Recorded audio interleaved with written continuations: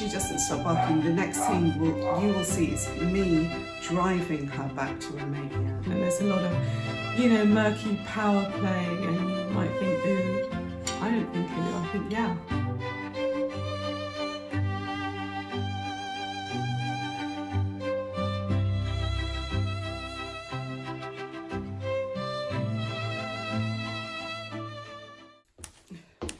Okay, hi there.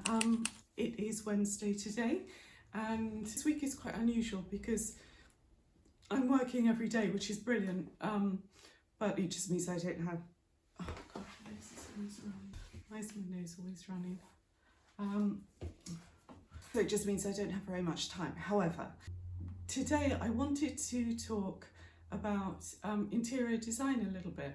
So I bought this house about 5 years ago, and it was kind of in a way like a 1980s sort of, that's really insulting, but the couple who lived here before were really nice people, very elderly, so they were sort of, moving into a bungalow, and the house basically hadn't really had anything done to it at all for quite a while. They'd had like a kitchen put in.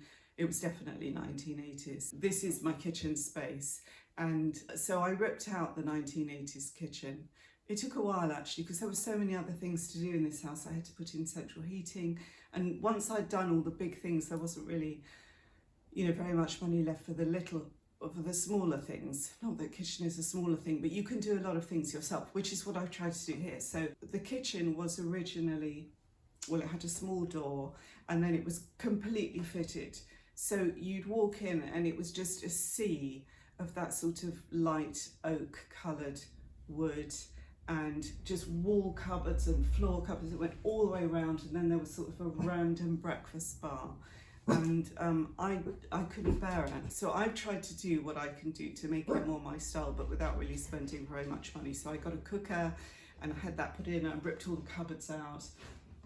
I made this doorway bigger because the light opposite is just really good. Quincy, okay, if she doesn't stop barking, the next scene you will see is me driving her back to Romania. So I don't mean it, I love her. She's just guarding me. Anyway, so yes, so I ripped everything out, and I don't know if you can see behind me, but I also took the doors off that cupboard, and I really wish I hadn't. It was really dumb. I took the doors off because everything else was so fitted, and I wanted the texture. And I don't think that plates and cups and glasses are unattractive. I don't mind seeing them, but I wish I didn't see them now. I wish I still had those doors, because I would paint the whole thing a really nice colour, and then it would be great. But no, because I threw the doors away, so that's incredibly annoying. So my style, I guess, by necessity in a way, it's sort of layered English style. And I say by necessity because I feel like that slightly bohemian kind of eclectic style is better created little bit at a time. So I think if you have a huge budget and you can go out and you can just buy everything all in one go, like, that's fantastic, brilliant. However, I don't feel personally that you will get the same results that you do when you just pick things up year after year after year. And then if you're quite sort of sure of your own taste, or even if you're not, an eclectic look is really good, and the end result is just better. So that's just a little comfort thing for, if you don't have much of a budget, or indeed any budget. And speaking of which, so I went to the charity shop recently. We have one locally here, and I try not to go in very often because also as much as I love eclectic layered style, I also don't want to be one of these mad older people who's just constantly bringing stuff in. And I am also getting to the stage where I want a bit of sort of clarity as well, and I don't want to be burdened with stuff. However, having said that, ironically, so I saw this, and it was just on the bottom shelf. It's a decorative plate, so it was £5, so you can see. It's nothing special. It's certainly not anything super valuable, but there was something I liked about it. I thought that's just a bit different. That will work with so many things, because interestingly, I have realised that over the past, 30 years, of sort of honing kind of who I am in terms of my personal aesthetic that I like. I'm now at a point where I can buy stuff and it kind of will work anywhere, and that's what I wanted to show you today in case you're interested. So when I watch YouTube videos, I'm really interested in people's houses, but sometimes you don't get how things are done. So this is an example, this is a legitimate example. I bought this plate from a charity shop and I want to show you all the different places I could put it in this house that it would work in. And I hope that that will be, you know, relatively interesting. So what else? So today I'm just doing this all day and I've got to tidy up and buy food shopping and all that sort of thing.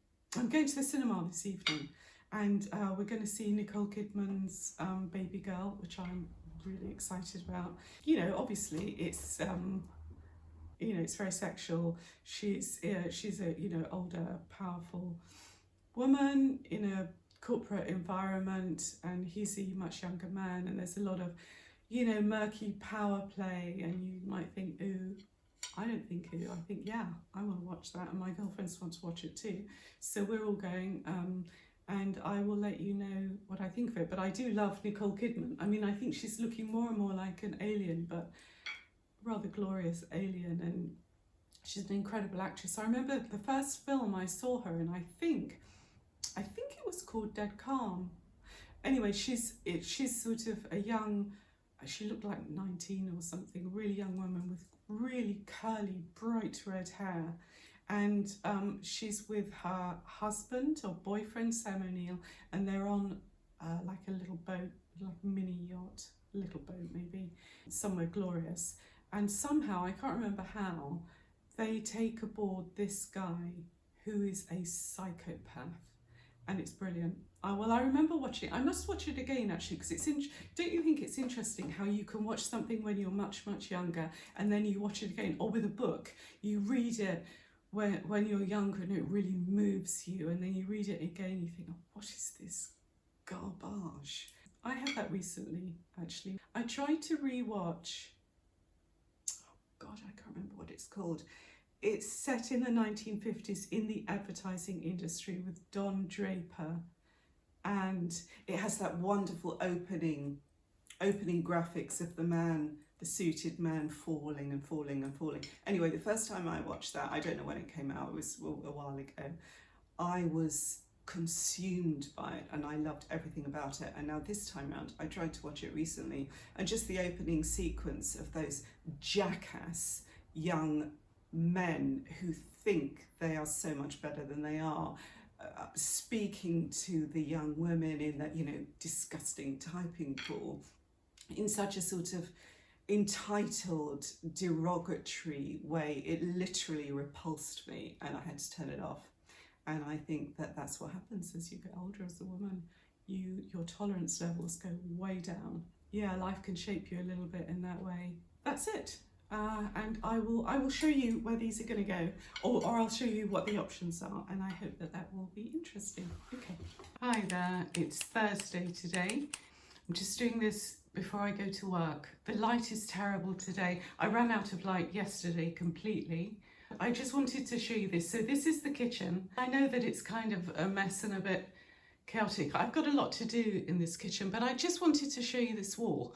So this is the wall where I started taking the paper off, and I was going to paint it, and then I just thought, actually, that's so beautiful. So that's just layers and layers of paint, and then this is just an old board, and anyway, that I, you know, had made into a shelf and everything. But I wanted to, so there, here, whoops, anyway, I can't do the finger thing, but there is the plate. I'm just going to go in a little bit closer so that you can see the relationship that that plate there, if I chose to put it in the kitchen, would have with that wall.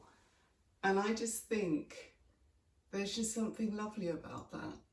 They just sort of work together. And then if you scan along here, this was a housewarming present from my friend Colette Woods, the artist, and it's just a really pretty thing. But again, they speak to one another.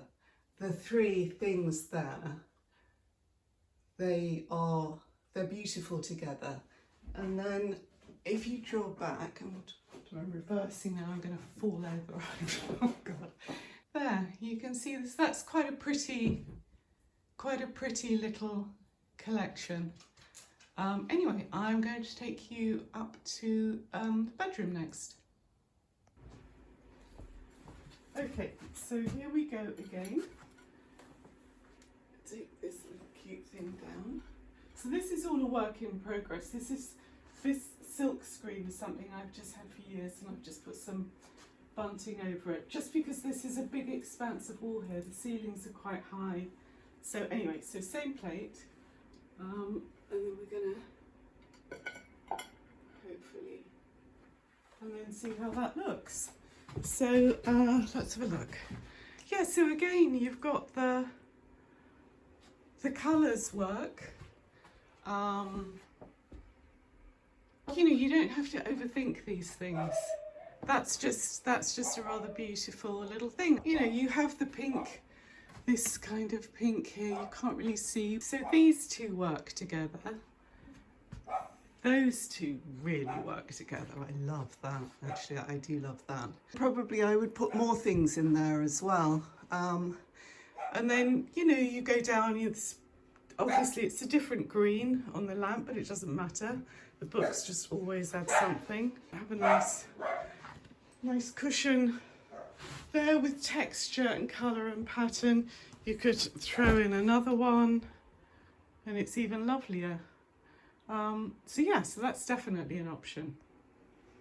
Okay, so here is the plate again, and this is on the other wall of the same bedroom. You know, this is fine, there's nothing wrong with this, I really like it. Again, so this is a painting from my aunt. Well, it was actually my ex-partner's aunt, which is beautiful. This is a Colette Woods. This is just like a little charity shop find. So let's pop this just here and then see how that looks.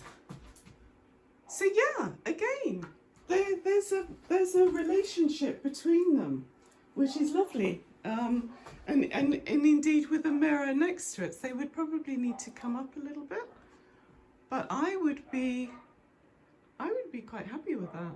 Otherwise, you know, walls can be a little featureless. Anyway, I'm no expert, and everybody has their own vibe, but all I hope this shows is that you can do a lot actually with not a huge amount. This is a £5 charity shop plate that works in a lot of spaces. You see, even with the wall colour here, it just works.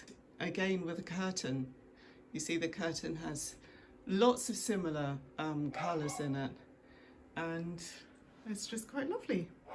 So super quickly, this is just a little bit of my sitting room, and so this colour that you see, this sort of like mauvey pink, is Farrow and Ball sulking room pink, and I think it's a lovely colour because you have density without it being overbearing, and it's almost a neutral, to be honest with you, because but again it's this sort of, it has this dirt about it which I actually love. And so this is just by my TV. So this here is a tapestry. Again, I thrifted it. It was, you know, pennies, and I haven't even framed it. I just literally stuck some string on the back. But see how beautiful it is with the colour of the wall. It's just really striking. And then to kind of contrast with that, this is just a little postcard. Different ex-partner, God, I sound like a monster, but an ex-partner and I, we had a wonderful holiday in Morocco, and we went to the Yves Saint Laurent house, and that's just a little postcard, just in a little very simple frame, but I liked how rugged it was. You know, against this really rather genteel, beautiful, I guess it's needlepoint or cross stitch or something like that. I liked its simplicity, and again to echo the ruggedness of that just undecorated, very simple frame was this little seahorse that I bought in Cornwall 1,000 years ago. and somehow it's moved from place to place to place to place and has survived. Anyway, I'm going to now switch out one of those with a plate so we can just see, just as an experiment. Okay, so very different vibe, but again, it kind of works.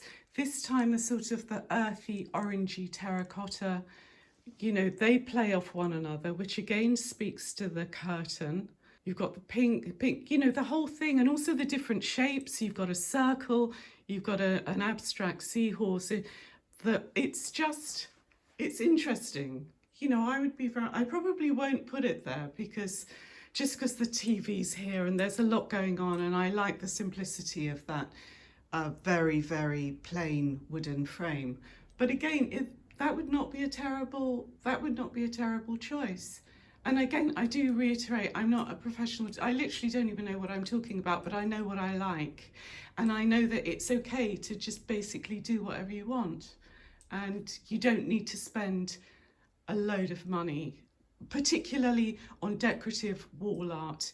You really don't. Having said that, obviously I have in the past, because sometimes, you know, art can be just something that you just see it and it speaks to you and you just can't not buy it, and so you find a way to get it. But these things here, threepence, you know, literally under, well, the little seahorse was probably more, but it wouldn't have been, because it was bought, you know, from a little gallery, but it wouldn't have been anything much. But those two big pieces together, and they are pretty big, probably £11, both of them. Anyway, okay, I have got to go. Hi there. Just before I go, I just wanted to say that, so I did go to the cinema last night and I saw Baby Girl, and I have to say it was three times as good as I expected it to be. I was expecting it to, I mean, it's billed as an erotic thriller, and in many ways it is that, but it's so much more than that. And I think it's one of Nicole Kidman's finest performances. So it's, you know, it's very carnal. It's a very sexual movie, but it's about her journey as a human being, as a woman. And I loved how realistic it was, because there was nothing really lacking in her life. So she was at the top of her game.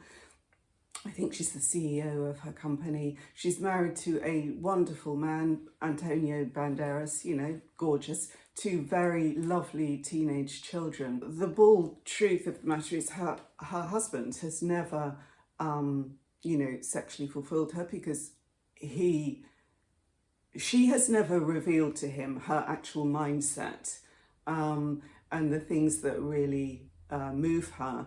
And so she meets this young man, and it's about their journey together. And there's just a particular scene in it, there are many scenes which are really powerful. The pivotal moment for me was, so they'd had some sort of interactions, and there was, you know, clearly, like, somehow he had just got an inside track into her mind. He's a young man, quite fearless in many ways, very bold, but also a complete human, quite vulnerable as well, or able to show his vulnerability. There's a scene where it's a Christmas party and he's dancing with because he's actually an intern. He's dancing with all the other, you know, interns, having a great time, and he sort of, at one point, he kind of flings off his tie. Anyway, the following morning, the cleaners are in, they're sweeping up the balloons and streamers and everything from Christmas, and his tie is there in the pile, and she's in early, she's the CEO, she picks it up, and then she goes into her office, and she looks at this tie, and she sort of wraps it up into a bundle, and she smells it, and in that moment, just something is ignited. She's beguiled, and she is almost ill with him from that moment. But I think the cleverness in the movie is that their journey isn't smooth. I mean, of course it isn't, you know, it's an illicit affair, you know, she's the CEO, he's an intern, it's, you know, murky to say the least, but it's realistic, because even their sexual journey together does not always go smoothly. You know, some bits are absolutely cringeworthy, where it just doesn't work, where he's trying to work her out, and trying to please her, and she's resistant. And you know, there's a scene which it's not a spoiler at all. In fact, none of this is a spoiler, because I think that this is actually in the trailer, where he says to her, "Get on your knees," and it's awkward because she says, "You know, no, I'm not going to, no," and but it's very realistic. You know, human beings are so complex, and I think that that's what the film really nailed for me, was the complexity of us as human beings, and how layered we are, and how strong and how vulnerable, and all of the things, all of the push and the pull of everything, and interactions with another human being on such a, you know, profoundly intimate but also cerebral level.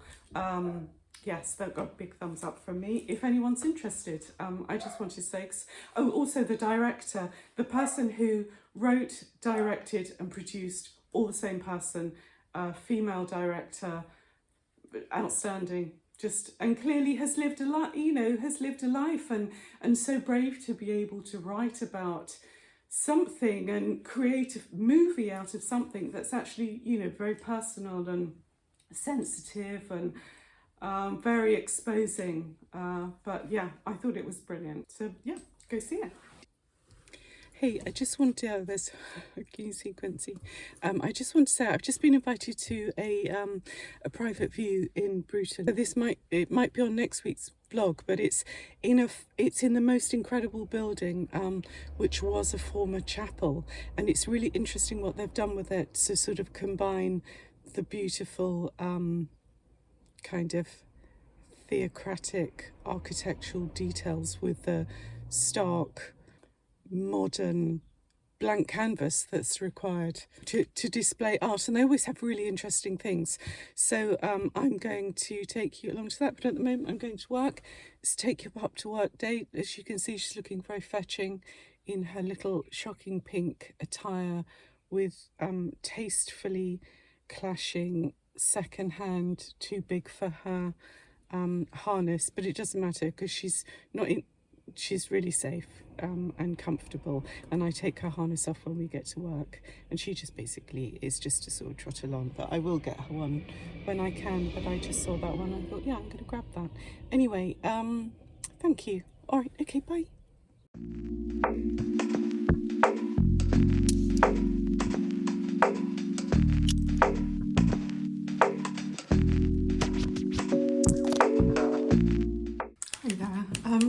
I just wanted to come back to show you a couple of books, and again, they are on interiors. So if you're watching this and you're not into interiors, I apologise, because this will not be interesting to you at all. You know that I was saying that I like eclectic things and layered style, and that it, you know, goes back over a long period. One of the really pivotal things for me in terms of my own design aesthetic and what is so meaningful to me was I visited a place called Charleston. I mean, this is, oh my God, definitely more than 30 years ago when I first went there. I've only been a couple of times actually, which is a tragedy, but so it is in Sussex. So I have this book, which I actually bought ages ago, and I'm sorry, it's back to front. I tried to do this video without being able to see, but of course, when you're showing a book front, you need to be able to see. So it says Charleston, obviously. And so Charleston, for those of you who aren't aware, is a country house which is still maintained and preserved exactly as it was. So it was the country house of where the Bloomsbury Set used to summer. So it was rented or owned, I don't know, by Vanessa Bell and Duncan Grant. And Vanessa Bell was the sister of Virginia Woolf. And so creative, well, it was really an intellectual hub, I guess. But they, and I think that the period that they spent there, I think they moved there in 1916. So, you know, literally in the middle of the Great War. I think that the period that they spent there spanned both the world wars, and it was a country retreat in a way, but they changed everything with the way that they decorated the house. So as I say, yes, so Vanessa Bell and Duncan Grant were artists and sculptors, and enormously radical and creative. And remember, this was a time of very sort of, you know, sombre, very sedate interiors, and they just switched all of that up. I think this is maybe on a thing from a fireplace. I think this is a Vanessa Bell. What they did was they just kind of painted everything. So I think this is a Duncan Grant, and it just gives you an example. So this is the door that he painted. So they would paint doors, fireplaces, walls, bed heads, everything really. And yeah, so look, they even painted, see that? It looks like wallpaper. It's not. They've just painted it. In fact, sorry, this is so ridiculous, but I can't find my glasses, so I'm going to put my sunglasses on. And they painted fabrics and just did extraordinary things. But I wanted to show you another little example of a painted. Can you see? It's just so joyful. And I remember going there, and it just really, really moved me. It's going to sound really dramatic and almost hysterical, but for me, suddenly everything made sense. I just understood everything that I wanted my environment to be, and I think that's quite a common response, to be honest with you, which is why the Charleston Trust, who looks after this property now, they maintain it so beautifully to preserve it. But I wanted to show you, look, this is because it wasn't just the house, it was the garden as well. So this is an ancient apple tree, and these are obviously box, but they've just sort of overgrown, and they're in these just sort of amorphous clouds. And the sculpture, and there are sculptures everywhere in the garden. So you would have this kind of semi-formality, and then, you know, tumbling flowers and vegetables, or it's just utterly stunning. If you haven't been and you're into that sort of thing, do go. And when I went, I bought this postcard, and for me, I think that if I had to sum up what my idea of beauty is, it would be this, which is just this urn, which I have been obsessed with for so long that I don't know who it was made by. It would have been Vanessa or Duncan, I would think. It's actually made out of terracotta, I think, and then just tumbling out of it, it has nasturtium. You can see the window of the house in the background. And yeah, you know how some people have, you know, you can buy things and have buyer's regret. Well, I have non-buyer's regret on that, because at the time they did like a limited edition of these. I think at the time it was like only about £90, and I didn't get it just because I just didn't have it, and I still think about it.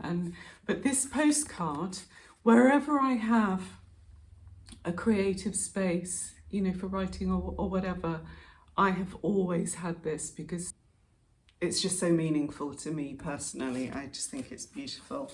So there's that. And then there was just one other thing, and the reason I'm showing you this is because there's a wonderful thing on YouTube, and I will put the links below. I can't believe I'm saying that. That's weird. I will put the links below. But it's this guy. His name is Gavin Houghton, and he is a painter and ceramicist. But I will put the link below because it's a video that I think either House and Garden or Style magazine did of his house in the country. So this is his London house, but he has this little teeny cottage in Oxfordshire, in the Cotswolds, I think.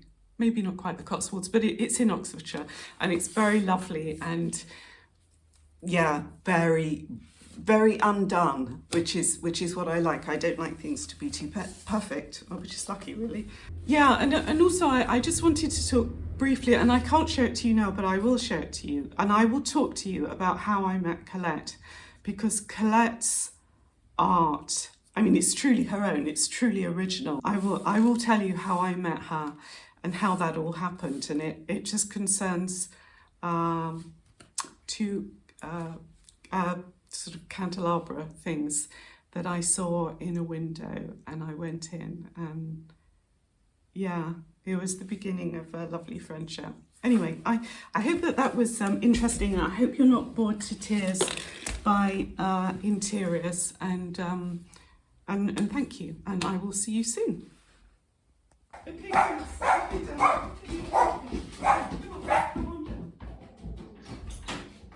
thanks so much. Thank you. Bye. Got it? Thank you. Bye.